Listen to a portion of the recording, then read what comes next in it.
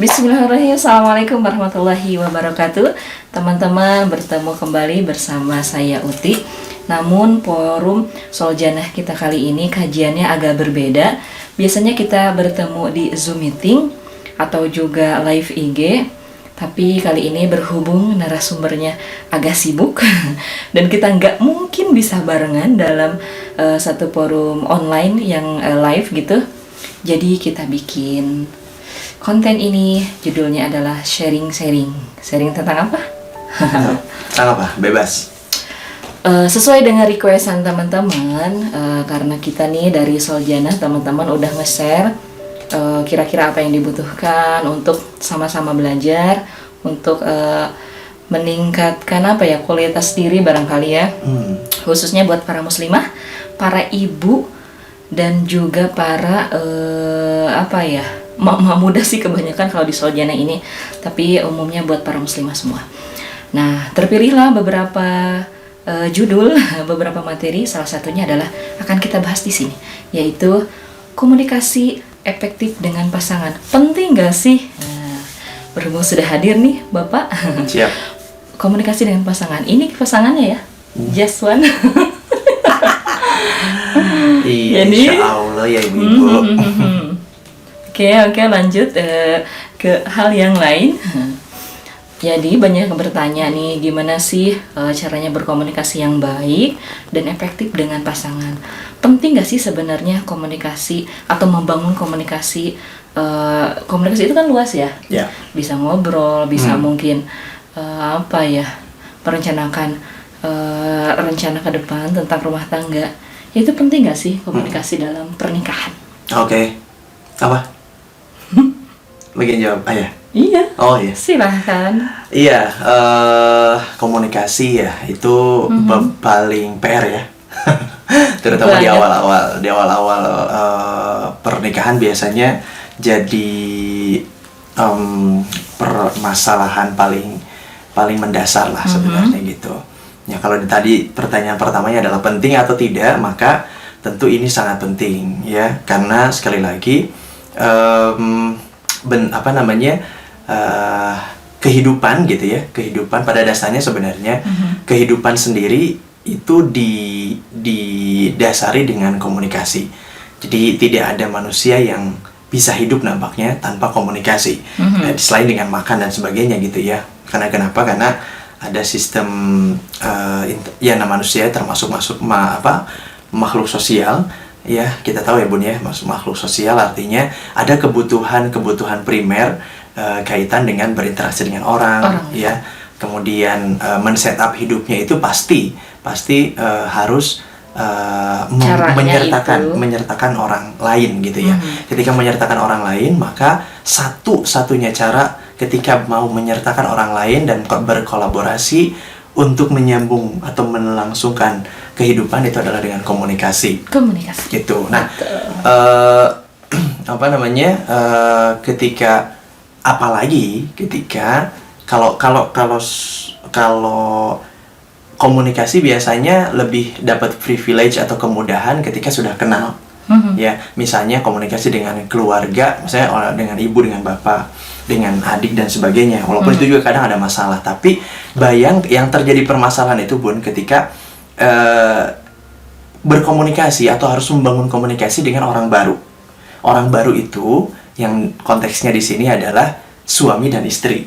Ya, ketika pasangan ya, ketika pasangan baru menikah misalnya, itu menjadi permasalahan tersendiri gitu. Tapi mudah-mudahan sih di sini yang menyimak ini sudah memperbaikinya jauh lebih duluan daripada kita ya.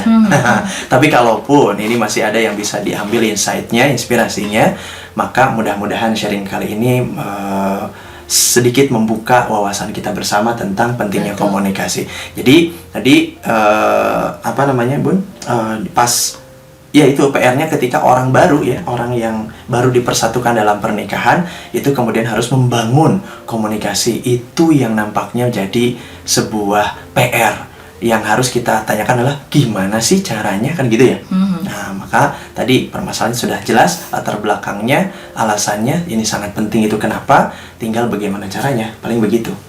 Nah, gimana Bun? Judulnya juga sharing ya. Jadi ini berdasarkan pengalaman kami. Mudah-mudahan dapat menginspirasi. Jadi walaupun walaupun kita kan udah kenal ya sebelumnya ya, jauh sebelum menikah udah kenal teman gitu ya. Jadi kan sebelumnya udah biasa ngobrol gitu ya. Walaupun tidak terlalu intens gitu, tapi kan kenal. Betul. Jadi pas menikah itu nggak kagok gitu ya untuk sekedar ngobrol biasa. Namun ternyata amat berbeda Ketika konteksnya amat berbeda gitu saat ngobrol menjadi teman dan menjadi suami. Beda status, beda obrolan ya? Beda banget. Bahan obrolan beda, cara ngobrolnya juga beda. Saya ini Bun, saya pernah mencatat. Apa ya, tuh? mencatat permasalahan karena komunikasi pertama ketika kita sudah baru menikah pada waktu itu. Masalahnya ibu-ibu, teman-teman, ya memang masalahnya adalah apa? Masalahnya adalah tentang, ini klasik banget sebenarnya. Mungkin juga Bun juga lupa, tapi nggak tahu. Ini adalah Jadi diingetin di sini, coba kita cek. Yaitu adalah tentang mau makan apa saat ini atau mau makan apa sore ini. Itu menjadi sebuah masalah dengan klasiknya yang ya telangkung, terserah apa aja, adanya apa gitu ya. Saya sebagai suami ya ingin apapun lah gitu ya. Istrinya tidak ada kemudian waktu itu Bun misalnya apa ya, pokoknya Jawabnya terserah. terserah gitu ya. Sedangkan kita tahu kita ada di Sumedang yang susah sekali kalau nyari makanan gitu. Jadi ini mau makan apa? Mau makan apa saja ketika tidak dikomunikasikan atau ada waktu itu kita masih PR banget komunikasi, makanan saja bisa bikin kita baud ya. Kita bisa kita bikin kita manyun, katakanlah begitu. Maka itu bagi ayah yang ingat itu ada permasalahan pertama kaitan dengan komunikasi. Nggak tahu Bun, yang Bun sadari seperti apa? Jadi teman-teman ya, itu adalah contoh kecil. Jika komunikasi tidak lancar akan timbul masalah. Itu baru hal kecil ya, tapi bisa sampai juga ke hal yang besar yang nauzubillah kita tidak harapkan. Betul. Jadinya banyak perpisahan justru dikarenakan karena komunikasi yang tidak lancar atau tidak membangun komunikasi yang efektif. Seperti tadi mau makan apa. Jadi kalau perempuan itu ya memang kan mainnya memang berperasaan gitu. Jadi harapan-harapan di hatinya pengennya itu dijajanin ya. Pengennya ditebak. Pengen Pengennya ditebak ditebak sama suami. Terserah, apalagi misalkan jadi ada dalam satu kejadian itu misalkan lagi bad mood gitu ya dan lain sebagainya, ditanya mau makan apa, pasti ya terserah gitu ya. Padahal dalam hati pasti ada misalkan pengen makan apa. Pergilah si suami keluar. Betul. Akhirnya datang ke rumah tidak sesuai dengan apa yang diinginkan. Salah lagi ya. Salah lagi. Mana ngerti suami apa yang dipengen istri, kan tadi nggak ngomongnya terserah. Ternyata pas suami datang bawa makanan loh. Itu kan memang konsep apa sih, judulnya kita mau makan, bawa makanan udah bener sih, cuman istri nganggapnya salah. Nah disinilah justru apa ya, pentingnya tidak kode-kode. Nah itu ya bahasa pentingnya kita, tidak ngomong, no kode-kode lah ya. Makanya benar. harusnya ngomong. Makanya rumus pertama di video ini mungkin Bun itu adalah no kode-kode ya. Antara suami dan istri. Baik, memang mungkin dominannya istri ya, banyak yang pengennya dikode, tapi nggak jarang juga ada juga suami yang ngode. Iya, artinya kita ada akhirnya gini Bun, waktu itu ketika kita coba runut di sekitar 10-11 tahun kita bersama, itu rumus-rumus pertama yang bisa kita share ke teman-teman itu adalah kata-kata no kode-kode gitu. Benar banget. No kode-kode, sampaikan saja. Sekali lagi, no kode-kode, sampaikan saja apa yang kita maksud gitu ya. Suami pinginnya seperti apa, istri pingin ngomongnya seperti apa, kan gitu ya. Benar. Nah, rumus pertama tuh no kode-kode. Itu pelik sih sebenarnya kalau bagi kita di tahap itu. Mungkin sekitar keluar rumus no kode-kode itu udah 1-2 tahun gitu kan. Lebih ya. Pokoknya di 5 tahun pertama itu prosesnya di 5 tahun pertama membangun komunikasi itu amat berat karena apa ya ya tadi beda ya, beda antara berkomunikasi dengan suami dengan walaupun udah kenal sebelumnya dengan status teman, beda banget. Kemudian juga mungkin kurang belajar barangkali ya. Jadi kita sama-sama disibukkan di awal pernikahan itu dengan kegiatan masing-masing aja, tidak ada upgrade diri, tidak ada upgrade ilmu gitu. Betul. Ya, nggak ada tambahan ilmu, terutama yang paling kita butuhkan saat itu ya memang apa ya, dunia Islam kali ya, agama kita sendiri belum kita pahami secara benar gitu. Bagaimana namanya pernikahan ternyata bukan hanya sekedar status, tapi juga menjadi jalan jembatan kita ke surga kelak gitu ya. Amin, mudah-mudahan. Betul. Nah, teman-teman tadi apa sih, selain kode-kode kemudian ada yang selanjutnya Apa? Harus disampaikan kan ya. Suami istri itu no kode-kode, tapi harus disampaikan. Nah, cara penyampaiannya ini yang harus kita apa sih, sharingkan gitu dengan teman-teman bahwa apakah semua harus dikeluarkan isi pikiran istri, apakah juga suami wajib mengomel gitu, wajib mengeluarkan apa yang dia pikirkan. Enggak juga kan, nanti yang ada bukannya komunikasi lancar, tapinya masalah kembali yang timbul. Iya, setelah tadi no kode-kode Tebun yang ayah catat, sebenarnya yang kita ingat-ingat gitu ya, itu sebenarnya adalah kita coba mengenal pasangan kita. Misalnya ayah mengenal bun mengenal ayah, itu dengan mengenal, tapi bukan mengenal dengan parameter atau mengukurnya itu bukan kehendak kita gitu ya, tapi kita pakai ukuran-ukuran. Misalnya kita kan ada ilmu-ilmu psikologi gitu ya, ilmu-ilmu statistik sebenarnya kalau bicara ilmu psikologi itu, kebiasaan-kebiasaan orang dan sebagainya. Misalnya istri ini yang kita tahu, misalnya kalau ada tes tes psikologi, misalnya istri ini seorang potensinya itu adalah intuiting introvert misalnya begitu. Ini bukan berarti kita mazhabnya itu ke psikologi gitu, bukan ya. Kemudian saya misalnya seorang feeling introvert gitu ya. Feeling introvert dengan intuiting introvert misalnya begitu. PR banget gitu ya ketika feeling dan intuiting mainnya kata-kata gitu ya. Feeling untungnya jago banget kata-kata gitu ya. Nah, maksudnya mengenal, yang rumus yang kedua Bun, itu mengenal pasangan, tapi bukan ukurannya itu bukan dari kita secara subjektif, tapi kita pakai parameter psikologi, parameter atau ukuran atau indikator keilmuan yang sudah terjustifikasi lah, udah orang udah terkenal lah gitu. Misalnya talent mapping, kan ada tuh sekarang talent mapping Bun gitu. Misalnya, oh ternyata istri saya itu bakatnya ke sini, suami saya bakatnya ke sini kan gitu ya. Nah, dari situ apalagi tadi terkait feeling introvert, intuiting introvert misalnya begitu, itu cukup membuat kita lebih bisa, oh istri saya ini nggak bisa diajak ngobrol dengan kata-kata yang kasar misalnya gitu, senangnya dengan kata-kata yang lembut. Dan itu juga karena beliau ini introvert, oh caranya mungkin nggak bisa langsung dia menyerap informasi itu dari luar, tapi mereka beliau ini harus mengolahnya dari dalam. Terkadang harus menangis dulu, harus manyun dulu semalaman, baru kemudian besoknya bisa berbicara secara wajar dengan hasil pertimbangan pemikirannya gitu ya. Jadi selama perenungan itu. Betul gitu.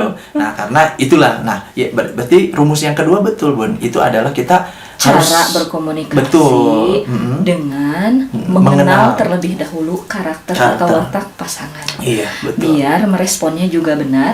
Karena kalau sudah kenal, respon kita nggak akan salah. Betul, gitu ya. Jadi jangan sampai disamakan nih cara komunikasinya bisa beda-beda Bun, gitu ya. Jangan sampai orang yang kita tahu secara psikologis, misalnya orangnya itu potensinya intuiting, orang yang suka dengan kata-kata, tapi kita cuekin gitu ya. Di awal-awal ayah juga kan gitu ya, cuekin, semakin marah ternyata. Tapi kalau disentuh dengan kata-kata, di chat saja dengan bilang sayang misalnya gitu ya, dengan bilang apa Bun kalau bahasa Korea itu sarangheo gitu ya, atau apa, itu langsung udah meleleh gitu sebenarnya ya kalau orang intuiting itu. Nah, kebutuhan kita itu sebenarnya mengenal dulu pasangan seperti apa ya. Jadi yang pertama no kode-kode, yang kedua cara komunikasi dengan sebelumnya itu mengenal pasangan secara benar dengan tolak ukur yang tadi yang ilmiah gitu Bun. Jadi bukan, saya mau kenal, saya dengan istri saya sudah kenal dari tahun 2004, kita menikah 2010 katakanlah begitu. Masa iya kita nggak kenal 2004 ke 2010 gitu kan. Tapi faktanya ketika berumah tangga Pak Baliut juga gitu kan komunikasinya gitu. Makanya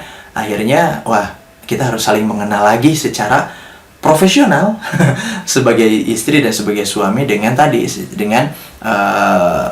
ukuran-ukuran yang ilmiah lah gitu. Tadi kan ada psikologi dan lain-lain. Saya kira itu bisa dipakai, Bun, gitu. Ya, dan Gitu. di situ juga hikmahnya kita belajar ya. Kalau misalkan hanya ya cuek gitulah, nggak ada nggak ada motivasi atau nggak ada keinginan untuk memperbaiki komunikasi dengan pasangan, ya agak repot juga gitu ya, karena tidak hanya memperbaiki, ayo ngobrol yuk, gitu misalkan, enggak seperti itu, tapi mengenal terlebih dahulu. Nah, pengalaman pendek kita nih ya, setelah saling mengenal, ada perbedaan. Ada perbedaan banget. Ada perbedaan. Kalau kita gimana nih cara komunikasinya? Iya. Dengan kegiatan yang ada, dengan kerempongan yang semakin bertambah setiap tahunnya. Betul.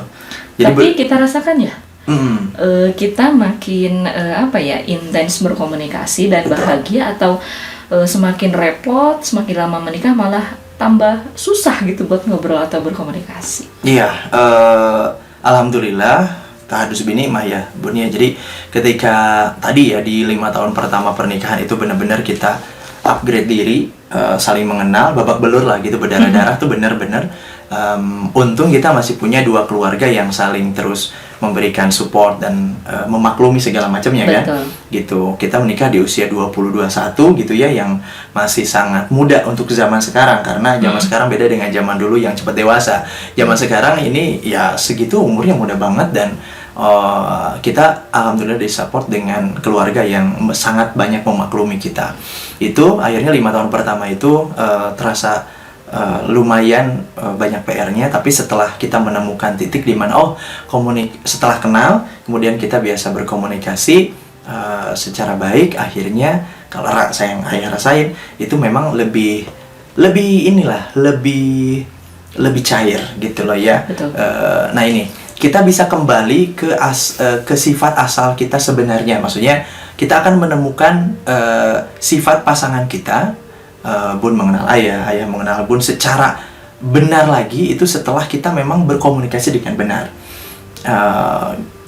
Gini deh, kalau saya kebetulan juga di dunia ayah kan di dunia kemarketingan misalnya begitu ya. Kalau jalan masuk kita berkomunikasi dengan customer, misalnya dengan klien, dengan siapapun itu, kalau jalan masuknya sudah benar, maka informasi itu kita mendapatkan informasi sebenarnya terkait orang tersebut, kan begitu ya. Nah, begitu juga dengan pasangan. Ketika kita mengenal pasangan kita secara luar dan dalam secara benar, dengan ukuran yang tadi yang sangat ilmiah gitu ya, dengan informasi-informasi atau dengan tadi parameter yang baik ya, parameter yang teruji gitu ya, maka insya Allah kita akan mendapatkan aslinya pasangan kita itu seperti apa. Ya, di 5 tahun ini aslinya ayah mungkin Bun udah ketahuan gitu, atau mungkin dulu waktu jadi teman sekolah kok begitu nih, tapi ketika awal nikah nggak begitu, jadi aneh, lu tuh siapa gitu, kamu tuh siapa sih kok jadi aneh, punten misalnya jadi nyesel deh, nggak sesuai ekspektasi misalnya kan begitu.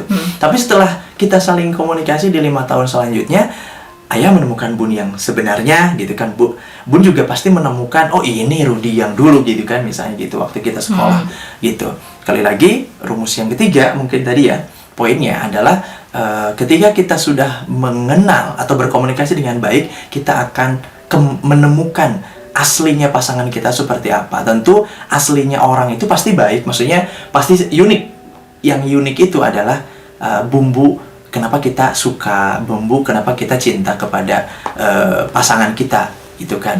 Tapi kadang karena komunikasi setelah menikah itu kemudian agak beribet ya, kadang nggak kelihatan ya, saling menutupi, saling membesarkan ego, bakonya ketinggian gitu kan. Bako tuh apa? Egonya ya, kegedean gitu ya, sehingga menutupi sifat aslinya yang ada mutiara di dalam itu. Maka dengan setiap orang punya ya. Setiap orang punya keunikan itu, yang chemistry itu muncul sekali lagi bukan dari ego dengan ego. Chemistry itu muncul dari sadar nggak sadar. Dari gila dengan gila gitu. Dari waras dengan waras gitu. Dari terbukanya komunikasi gitu, Bun ya. Yang kita rasakan seperti itu. Nah, itu belum masuk nih cara komunikasinya. Belum masuk ke teknis. Belum, ya yang nanti sehari-hari kita praktekkan, dan ini pasti beda. Hanya ini pasti kita beda. sharing saja. Cuma tadi tiga rumus tadi, yang pertama adalah no kode-kode, ya. Jadi memang sampaikan saja. Yang keduanya itu adalah mengenal. Ayo mengenal gitu kan. Yeah. Nah, mengenal dengan parameter yang teruji. Yang ketiganya rumusnya adalah kalau kita mengenal, maka kita akan menemukan kembali siapa pasangan kita sebenarnya, menemukan kembali sifat aslinya. Setelah sifat aslinya kembali, maka komunikasi itu semakin akan manis gitu ya, semakin akan efektif kalau sudah saling kenal gitu. Si ayah mah pasti kalau pulang kerja misalnya udah jangan dibahas dulu terkait apa kejadian di rumah dan sebagainya, tapi tunggu dulu, ngopi dulu, buka kulkas, kemudian ngopi, baru tuh ya gini gitu kan. Itu dibocorin ya malah ya segitu, mungkin begitu Bun. Iya. Apalagi pertanyaannya, ayo dong. Iya, biasanya kan kalau mama itu mendetail ya, jadi bagaimana sih, kapan sih ngajak ngobrolnya gitu. Jadi kapan itu kan terkait dengan waktu. Betul. Terus juga kondisi, keadaan, kayak tadi ya salah satu contohnya, misalkan istri udah seharian di rumah, banyak sekali cerita yang ingin disampaikan kepada suami. Suami pun juga pulang kerja, di otaknya juga pasti penuh. Nah, pas pulang, jika memang kita sudah mengenal satu sama lain gitu ya akan gimana ya, jadi biasa gitu. Pulang tuh ya sambut dulu lah, paling juga yang nyambut dulu juga anak-anak sih ya. Pas begitu ayahnya pulang, semua itu empat-empatnya ke depan pintu gitu, nyambut. Ya biarkan dulu bercengkrama dengan anak. Udah lama gimana ya, seperti saat ini nih menjelang tidur, anak-anaknya udah semua tidur, baru kita malam-malam nih kontennya. Jam 11 lebih ya, teman-teman sekarang. Nah, jadi anak-anak udah tidur, kita ngobrolnya apa? Banyak. Yang tadi istri ingin cerita tentang anak.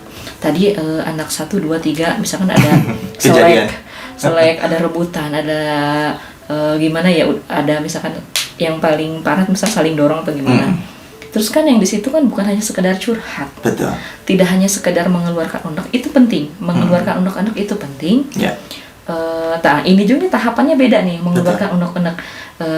Bun sendiri gitu ya, teman-teman, saya sendiri sebagai perempuan berproses banget gitu pas mengeluarkan unek-uneknya. Biasanya ya tadi bertengkar loh, anak-anak tadi rebutan dan sebagainya. Tapi saya lebih bisa mengolah kata, kemudian juga mengolah kalimat, jadi memilah-milih gitu ya, kata yang pas gitu ya, sampai tidak itu seolah-olah habis sampah emosi semua dikesuamikan. Enggak, jadi diobrolkan tapi dengan suasana yang milih dulu suasana yang tenang, waktu yang tepat, dan juga saya pribadi gitu lebih memilih untuk kata-katanya yang santai gitu ya, nggak penuh dengan gimana ya, ngebet gitu pengen cerita, enggak gitu. Jadi nanti suami pun akan menanggapinya dengan baik.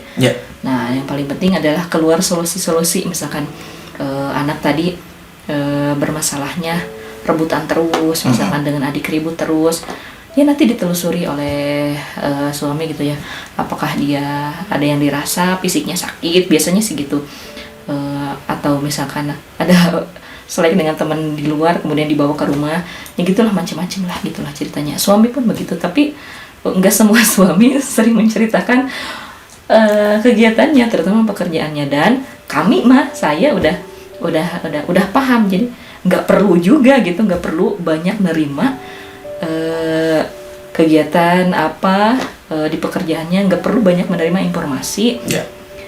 Karena kita udah deal, gimana tidak membawa kerumitan pekerjaan ke rumah. Makanya tadi itu masuk ke detail banget ya pembahasannya barusan ya. Tapi intinya begini, tadi ada poin sebenarnya Bun. Tadi kan kita udah ada 3 poin. Ada poin selanjutnya tadi yang Bun sampaikan, itu adalah suami menjadi suami ketika datang dari pekerjaan dari luar misalnya gitu ya. Istri tidak dulu menjadi ibu gitu, tapi menjadi ketika bertemu dengan suami yang menjadi istri gitu. Nah, ini babnya kalau di dunia profesional namanya state. Tulisannya STATE gitu ya, state. State ini adalah bagaimana kita switching ya, menggantikan. Misalnya begini, state-nya ayah nih bun, ketika di rumah maka menjadi ayah, maka semua referensi, semua gambaran tentang ayah install, ya. Ayah install menjadi seorang ayah kan, bercengkrama tadi misalnya, sama si teteh sama si kakak tebak-tebakan dulu sebelum tidur misalnya kan begitu. State-nya ayah, suami, state-nya di rumah itu seorang ayah dan suami gitu ya. Nah itu di rumah state-nya begitu. Kemudian di pekerjaan state-nya ya menjadi profesional. Nah gitu ya. Tapi ada state khusus ketika kita dengan istri. State kita adalah suami gitu loh. Nah ketika state kita adalah suami, misalnya gini, pulang dari pekerjaan datang ke rumah itu, kalau dalam Islam sebenarnya, makanya kalau dalam Islam bun, misalnya pulang dari pekerjaan itu, untuk mengatur state itu biasanya dengan sholat dulu, jangan ke rumah dulu tapi ke masjid dulu. Misalnya pulangnya asar nih, mempersiapkan mental. nah gitu ya. Jadi pulang dari kerumitan pekerjaan dengan state yang lain, kemudian masuk ke masjid dulu, dilunturkan, di restart lagi, netral lagi kondisinya. Nah itu dan men-switching, tadinya state-nya adalah sebagai profesional di luar, kemudian pulang ke masjid dulu, berdoa dulu gitu kan, nah gitu kan, sholat dulu bla bla dan sebagainya, netral, kemudian baru ke rumah. Nah itu sebenarnya mengatur stage. Nah datang ke rumah, assalamualaikum, itu sudah menjadi stage-nya sudah menjadi suami dan ayah. Maka tidak mungkin muka yang serem atau muka yang serius itu kemudian kita tampakkan di rumah gitu state-nya. Makanya karena apa? Karena kalau state-nya tidak benar, setelan kita, setelan lah ya, setelan kita nih nggak benar, datang ke rumah suami itu adalah sebagai profesional yang apa sih bun, ini lagi sibuk banget misalnya, kan aneh gitu ya, itu nggak akan benar komunikasinya gitu. Tapi kalau state-nya sudah menjadi seorang suami dan ayah lagi datang ke rumah, maka itu rumus keempat mungkin ya, kita harus mengatur state ya, mengatur state sekali lagi untuk membuka komunikasi secara jauh lebih efektif gitu. Gitu bun. Teman-teman, penting banget ini. Kalau misalkan kita biasanya Zoom ya, kan yang hadirnya tuh ibu-ibu ya, makanya kita bikin video ini biar bisa di-sharing gitu sama teman yang di samping alias sama suami, karena namanya juga membangun komunikasi efektif antar pasangan, yaitu suami dan istri. Capek juga misalkan kalau hanya istri yang berusaha gitu, ataupun sebaliknya, harus dua-duanya. Terus belajar. Gitulah pemirsa ya. Udah berapa menit ini? Lumayan ya. Udah lama nih. Gimana? Cukup nggak bun? Nih teknisnya mungkin sedikit dibocorin aja. Bukan tadi udah sedikit. Belum. Oh iya sedikit ya. Kita tambahin lagi. Kaitan dengan apa? Misalnya tadi kan udah ya, teknis secara mempersiapkan atau membuat kerangkanya supaya kita siap berkomunikasi dengan baik. Nah, lalu kemudian masuk ke tahap komunikasinya. Maka tahap komunikasi itu suami dengan istri itu kuncinya cuma satu kata. Namanya adalah kompromi. Kompromi. Dan kompromi itu di dalamnya ada kesepakatan aja. Misalnya begini, rumah mau beres, mau berantakan, mau beres, mau nyuci sekarang, mau nyuci besok. Sekarang ini dulu ya, misalnya gitu ya. Nyetrikanya kapan dan sebagainya. Ya rumah kayaknya berantakan deh, kan bun suka begitu tuh. Pas ayah pulang kayaknya rumahnya berantakan, gak apa-apa ya bun, tadi ada pekerjaan lain dan sebagainya, misalnya begitu.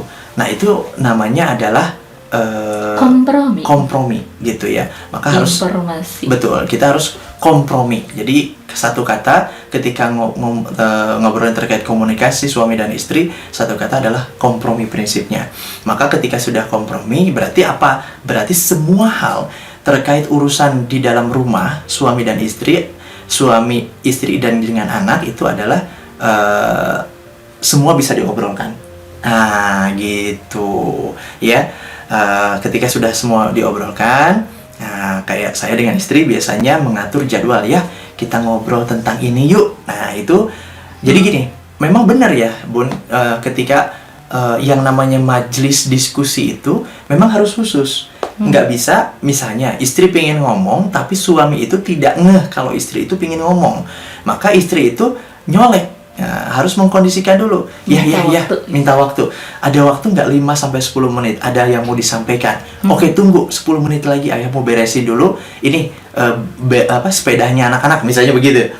Begitu. Tapi sekali lagi, komunikasi itu bukan ngomong saja, tapi ngomong yang yang sudah sesuai kesepakatan, ngomongnya tentang apa, durasinya kira-kira berapa lama, gitu kan?